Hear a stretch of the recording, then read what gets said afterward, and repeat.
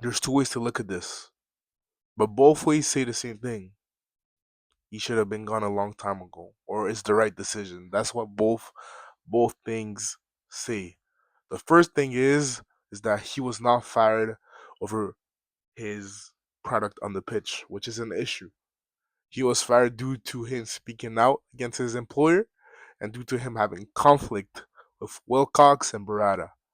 That's an issue, which means that Ineos themselves saw what we saw on the field every game, every Saturday, every Sunday, sometimes on Tuesday, sometimes on Wednesday, sometimes on Thursday, and they decided it was okay to keep backing this manager. So that's the first strike. The second strike as well is what took you guys so long? What, based on what evidence did Ineos believe that this manager would have been able to turn around the situation at Man United? I have the record in front of me right now. It states 47 matches, 19 losses, 1 9, 13 draws, and 15 wins. Out of 49 matches, I'll do the quick math for you. Out of 47 matches, sorry. So 15 times 3, that's 45. 13 draws, that's 13. 45 plus 13 is 58 points. Out of 47 matches, Ruben Amorim has grabbed 58 points. I think that's like probably 1.15 points per game. That's how bad he was as a manager.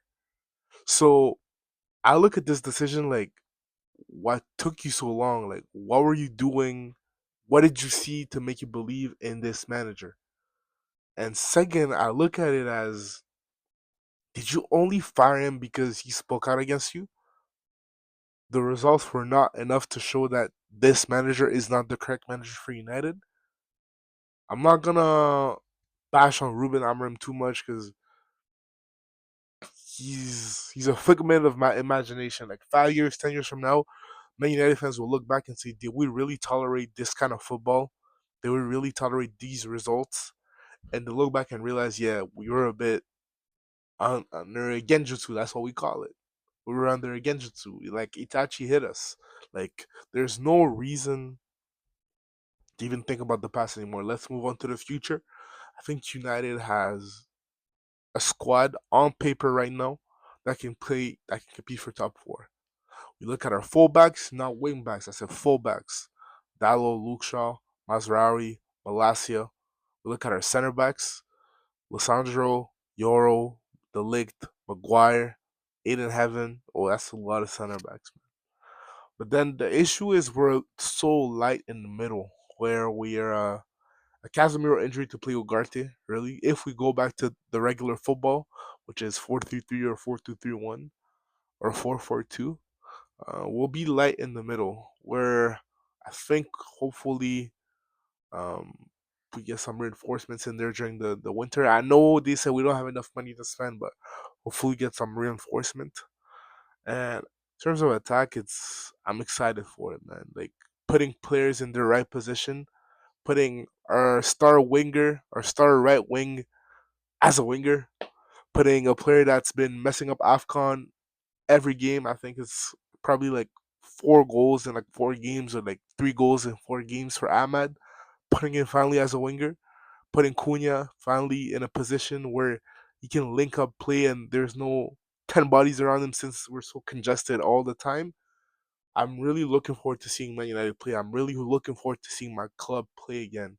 And this is gonna sound crazy, but me personally, the football that we're playing, I, I couldn't find enjoyment. Um, Simply because number one, it was either super boring, super slow, or it was just super chaotic. The games where we scored, they score, we score, they score, or we hit the post, they hit the post. It was just not structured enough. And sure, you can compare it to club's heavy metal football, but that heavy metal football was structured. The team wouldn't get out their own half, and there'll be relentless attacks. For us, we soak pressure. Bruno releases it long. We repeat, we repeat, we repeat. It's like our team is not like the football that Amorim was having us play. Our team was not fit enough to play the football that we were playing. Having 8 people attacking for 90 minutes of the game, everyone running around, and then he would waste every game. He would waste one of the substitution on a center back for no absolute reason. Like I can't even put into words how happy I am that Amorim is finally sacked from Manchester United. Um, and then people will say he wasn't backed. We got a new keeper. We got a new striker. We got new two attacking players. We got okay Dorgu. But what else did he want? And not only that, what else did he deserve? Like, bro, if I'm a chef and I'm in the kitchen and someone is asking me what can you make for me, I'll look into my fridge and I'll see what I can make for that person.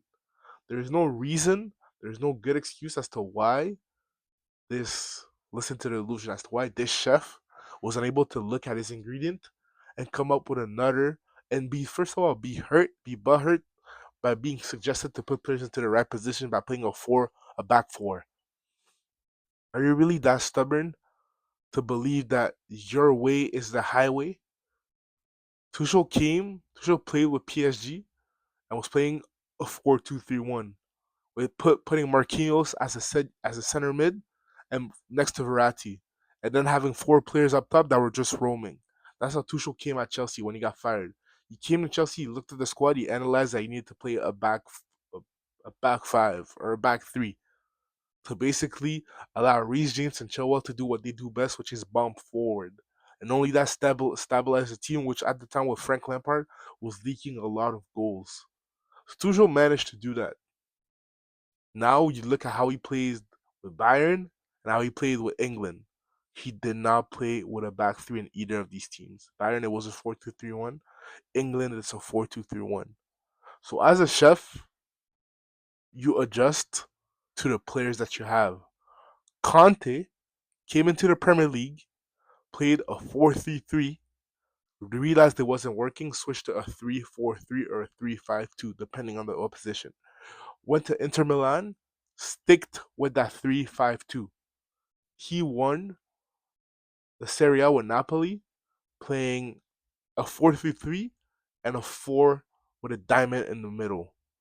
So there is no reason as to why this manager believes that he not only should have had more funds to sign more players, also believe that he's above criticism to change his system to put players in a position where they can actually play.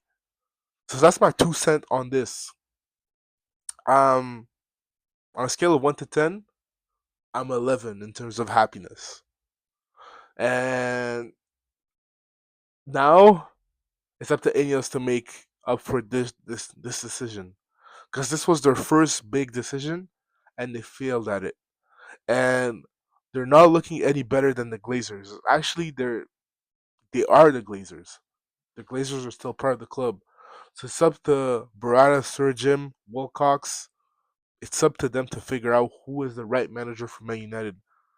And it can't be what we saw. Like the bar is super low.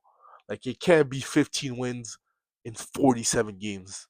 That's one win in 3.5 games. That's how or 3.3. That's how bad it is. So I'm looking forward to see who we hire. I'm assuming we're not getting the full time manager in January. There's no point, so we'll have a caretaker. That's not a problem to me. I still think a caretaker based on the squad we have, if we put our players into the right position, we can and we should finish in the top four. Now, fast forward to the summer. I'm gonna give you guys a list of 3 realistic names that I do want to see at Manchester United. Number one, Eddie Howe, Newcastle. Let's get it done.